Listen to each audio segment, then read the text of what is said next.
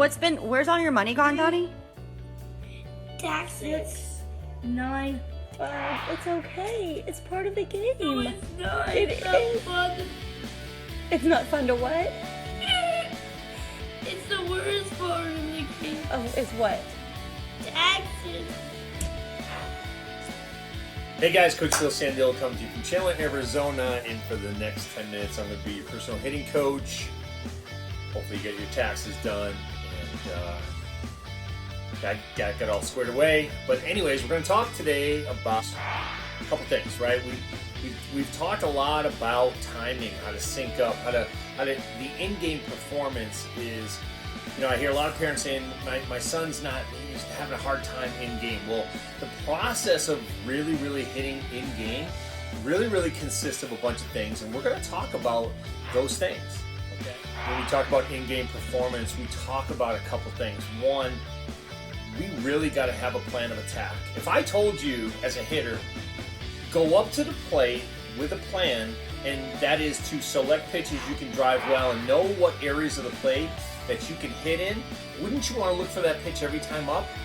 So, example, when I ask my kids, what pitches do you hit well? Some people say inside, outside, high, low, but I always say, okay, if you hit pitches low and in really well, then why aren't you looking for those pitches every single time up? And the answers, you know, are I get nervous in a game, I get uptight, I don't know, I forget what I'm doing. We really got to simplify. We got to take what we're learning in training and bring it into the game. But more importantly, in training, you don't feel pressure. In a game, you feel pressure.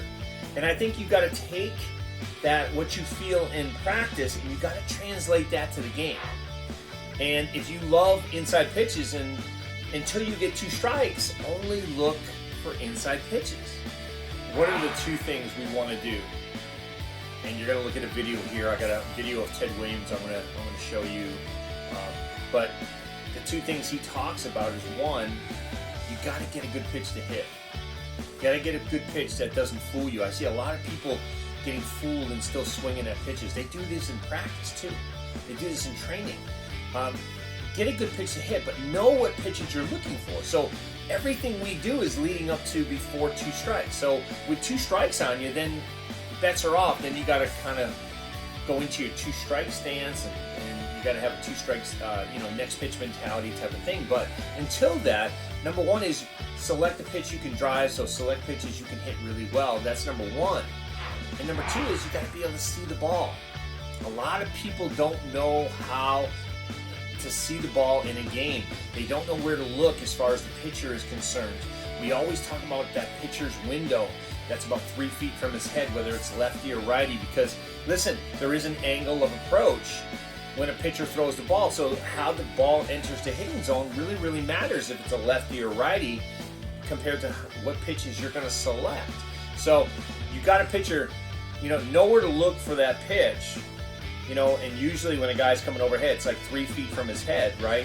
You got to be able to key in on that area to see that ball pop out. But then number 2 is know what area of the plate you can drive the ball, and only look for those pitches until you get 2 strikes. Okay? Let's look at this video by Ted Williams. I'll come back and give you my final thoughts. If you had 1 minute with every hitter, whether it's Barry Bonds or a guy struggling to hit 250, you had 1 minute, what would be the sermon? Your number 1 thing you're always thinking about, absolutely, is getting a good ball to hit. Then I asked that same individual, been playing 10 years, I said, what does that mean? Now he stammers and he stutters, and it's easy.